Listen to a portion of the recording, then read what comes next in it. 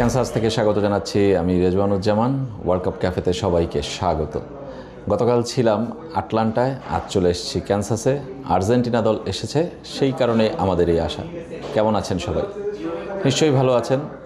দীর্ঘ জার্নি করে আমরা এই ক্যানসাসে এসে পৌঁছেছি আর্জেন্টিনার কোয়ার্টার ফাইনাল ম্যাচ সুইজারল্যান্ডের সঙ্গে, সেই ম্যাচ কভার করতে। বাংলাদেশের বিশ্বকাপ টিকে আছে আর্জেন্টিনার জন্যই, এবং আর্জেন্টিনার পথেই আমরাও চলছি। আর্জেন্টিনা যেখানে যাচ্ছে সেখানে আমরাও যাচ্ছি।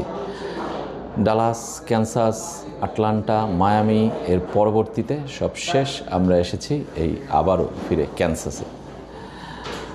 আজকে আপনাদেরকে বলবো এই বিশ্বকাপের গল্প।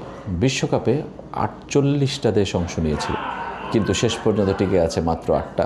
আজকে থেকে শুরু হচ্ছে নকআউট পর্ব, অর্থাৎ শেষ 8-এর লড়াই। নকআউট পর্বেরও আরেকটি ধাপ। বাদ পড়ে যাবে আরও 4টি দল, 4 দল পৌঁছে যাবে সেমিফাইনালে। কোন 4 দল? আমার প্রেডিকশন আমি জানিয়ে দিয়েছি আমাদের ফেসবুক পেজে, আপনাদের সঙ্গে মেলে কিনা মিলিয়ে দেখতে পারেন আপনারা। কিন্তু একটা কথা বলি, এই বিশ্বকাপ নানা কারণে বিতর্কিত, নানা কারণে সমালোচিত, নানা কারণে আলোচিত, কিন্তু এই বিশ্বকাপ অসংখ্য ভালো মুহূর্তও কিন্তু উপহার দিয়েছে। কতগুলো গোল, কতগুলো সেভ, কতগুলো ম্যাচ আপনারা মনে রাখবেন কিংবা মনে রাখতে বাধ্য হবেন। আমি তো মনে রাখবো ইংল্যান্ড মেক্সিকো ম্যাচ, আমি মনে রাখবো আপনার যদি মনে করেন পর্তুগাল কলম্বিয়া ম্যাচ, আমি মনে রাখবো আর্জেন্টিনা এবং মিশর match, Argentina Cape Verde match, Brazil Japan match. যে ম্যাচগুলো আমি দেখেছি তার মধ্যে থেকে বলছি, এর বাইরেও অসংখ্য স্মৃতি আছে। রোনালদোর কান্না কিংবা নেইমারের কান্না কিংবা মেসির জয়ের পরে কান্না, সব মিলে দারুণ সব ম্যাচ কিন্তু, মুহূর্ত কিন্তু এই বিশ্বকাপ উপহার দিয়েছে।